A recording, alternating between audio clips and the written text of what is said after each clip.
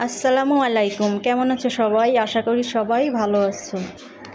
আজকে আমি আপনাদের সাথে মজাদার হাঁসের মাংসের রেসিপি শেয়ার করব। যাদের হাঁসের মাংসে মজা হয় না বা রান্নার পরেও হাঁসের মাংসের গন্ধ থেকে যায়, খেতে পারেন না, তাদের জন্য এই রেসিপি। এবং আমি যে উপকরণগুলো যেভাবে ব্যবহার করেছি ঠিক এইভাবে ব্যবহার করলে আপনাদের হাঁসের মাংসে কোনো গন্ধ থাকবে না এবং যারা খেতে পারেন না তারাও খেতে পারবেন। চলে যাচ্ছি রান্নাতে। আমি যে উপকরণগুলো নিয়েছি তা পেস্ট করে নেব। এখানে আমি নিয়েছি আদা, কালো গোলমরিচ, সাদা গোলমরিচ, দারচিনি, সাদা এলাচ, কালো এলাচ, 3টি পেঁয়াজ কুচি, কয়েকটি আস্ত রসুন, কয়েকটি শুকনো মরিচ, 1 চামচ ধনিয়া, 1 চামচ জিরা আর নিয়েছি মিষ্টি জিরা বা গোমরি। মাংসগুলো ধুয়ে ভালোভাবে পরিষ্কার করে নিয়েছি। এখানে 1 কেজি পরিমাণ হাঁসের গোশত আছে। এখন আমি একে একে সমস্ত উপকরণগুলো দিয়ে নেব।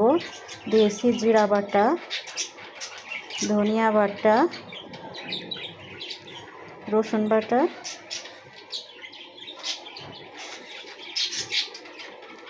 আদা বাটা,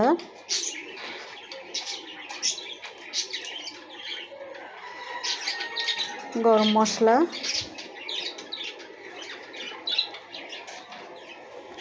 তারপর দিয়ে দিব আস্ত শুকনো মরিচ, দিয়ে দিব আস্ত রসুন।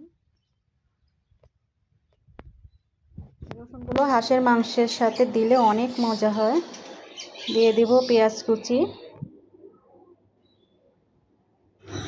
স্বাদ মতো লবণ দিয়ে দিব।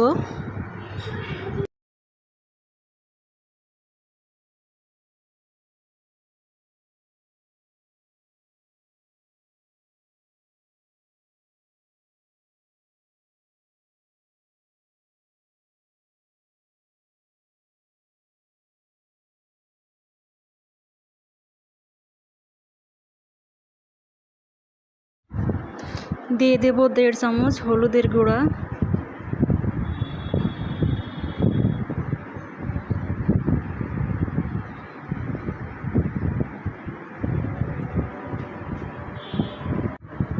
আর দেব 1.5 চামচ মরিচের গুঁড়া।